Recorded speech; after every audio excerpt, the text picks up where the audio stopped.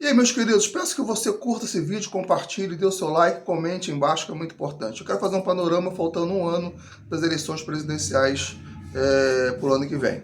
Estamos em outubro e em outubro do ano que vem teremos eleições para presidente, senador, deputado, governador, enfim, né, a maioria do pleito eleitoral. E eu quero falar que, na minha visão, pegando atualmente as médias das pesquisas, quer sejam elas mais confiáveis ou menos confiáveis, nós corremos o risco de termos o mesmo cenário para 2026 com relação a presidente.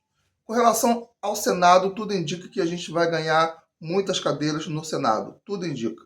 Com relação a presidente, é bem provável que a gente chegue no final de outubro, né, ou seja, nas eleições de outubro, com empate com o candidato do Bolsonaro, ou com o Bolsonaro, ou com o candidato do Lula, ou com o próprio Lula.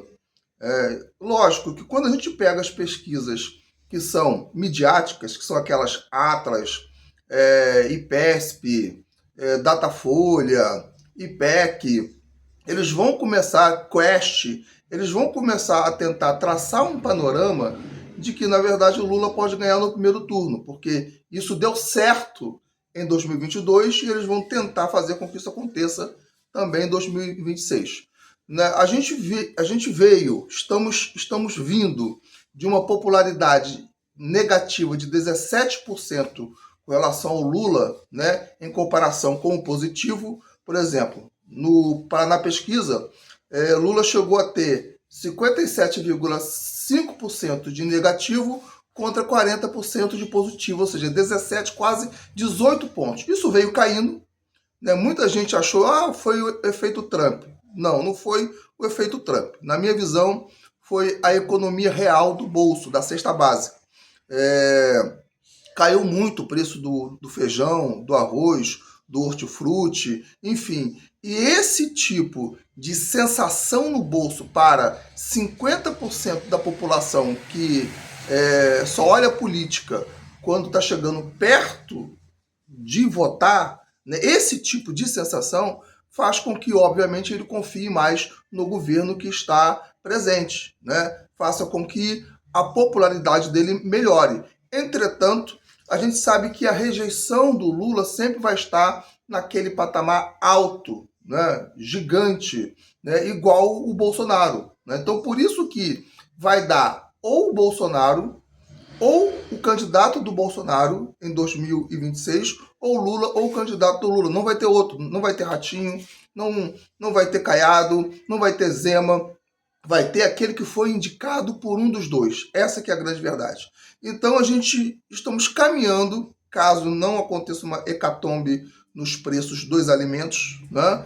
Estamos caminhando para um cenário muito semelhante e muito agonizante para presidente em 2026.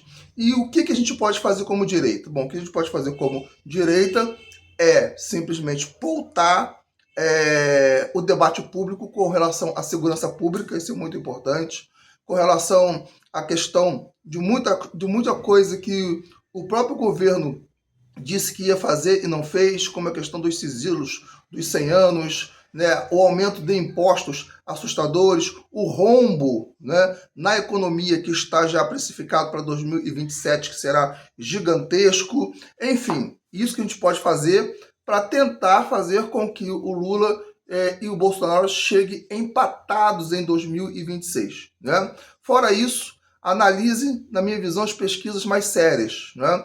Que é o Paraná Pesquisa, é o mais sério, o Poder Data é o mais sério. Tanto o Paraná Pesquisa quanto o Poder Data ainda dá o Lula ainda com 6, 5, 7% de rejeição a mais do que o de aprovação. Né? Por exemplo, no Poder Data, se eu não estou enganado, Lula está aí com 53%, se não estou enganado, de rejeição, contra acho que 45%, né? 45%, 46% de aprovação, né? Ou seja, mas ele já chegou no Poder Data a ter 15% a mais de rejeição do que aprovação, ou seja, ele vem de fato diminuindo, mas na minha visão não é por causa do Sidônio, né?